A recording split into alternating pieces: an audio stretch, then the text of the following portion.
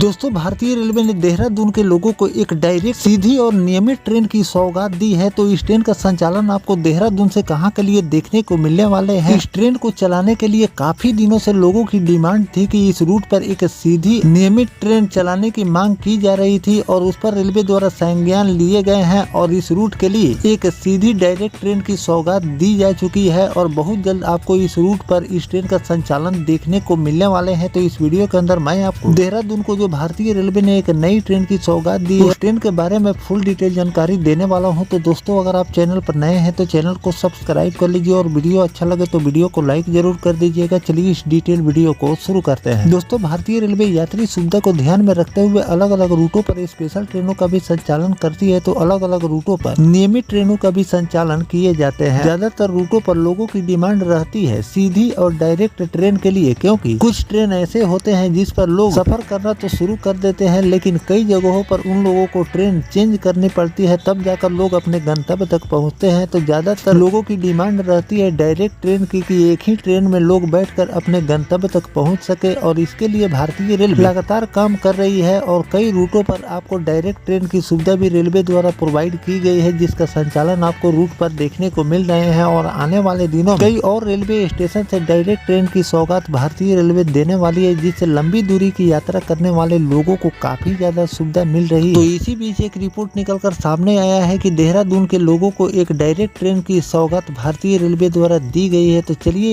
इस रिपोर्ट के आधार पर जानते हैं कि क्या रेलवे द्वारा नोटिफिकेशन उस ट्रेन को लेकर जारी किए गए। दोस्तों, उत्तराखंड के यात्रियों के लिए एक बहुत बड़ी खुशखबरी निकलकर सामने आई है कि केंद्र सरकार ने रामनगर और देहरादून के बीच नई सीधी रेल सेवा शुरू करने की मंजूरी दे दी है। रेल मंत्री श्री अश्विनी वैष्णव ने गढ़वाल सांसद और भाजपा के राष्ट्रीय मीडिया प्रमुख अनिल बबूलनी को पत्र भेजकर इस स्वीकृति की आधिकारिक जानकारी दी है। यह खबर उन हजार यात्रियों के लिए राहत लेकर आई है जो रामनगर से देहरादून के बीच सफर के लिए अब तक लंबे रास्ता तय करते थे या फिर बस और टैक्सी का सहारा लिया करते थे। दरअसल इस रेल सेवा की नींव तब पड़ी जब सांसद अनिल बलूनी जनवरी में रेल मंत्री श्री अश्विनी वैष्णव से मुलाकात की और रामनगर देहरादून के बीच सीधी ट्रेन चलाने का आग्रह किए थे। बलूनी ने तब कहा था कि इस रूट पर सिर्फ यात्रियों की जरूरत नहीं बल्कि इसे क्षेत्र के आर्थिक और पर्यटन विकास के लिहाजे से भी बेहद जरूरी है। करीब 4 महीने बाद रेल मंत्री की मंजूरी ने इस मांग को हकीकत में बदल दिया। रामनगर कॉर्बेट नेशनल पार्क का प्रवेश द्वार भी है और देहरादून राज्य की राजधानी, इन दोनों शहरों के बीच सीधी रेल सेवा न होने से यात्रियों को काफी ज्यादा मुश्किल होती थी। अब जब यह ट्रेन चलेगी तो यात्रा का समय घटेगा, सफर का खर्च भी कम होंगे और सबसे बड़ी बात, एक आरामदायक और भरोसेमंद विकल्प मिलेंगे। कॉर्बेट घूमने आने वाले पर्यटकों के लिए भी ये सेवा काफी ज्यादा अहम मानी जा रही है। सांसद बलूनी ने बताया कि यह पहली बार नहीं जब केंद्र सरकार ने उत्तराखंड को रेल सुविधा में तोहफा दिया था, जिससे पहले काठगोदाम देहरादून के बीच नैनी दून एक्सप्रेस शुरू की गई थी। कोटद्वार से नई दिल्ली के लिए रेल सेवा भी मिली और देहरादून से लखनऊ के बीच वंदे भारत ट्रेन भी चलाई गई। यानी पिछले कुछ वर्षों से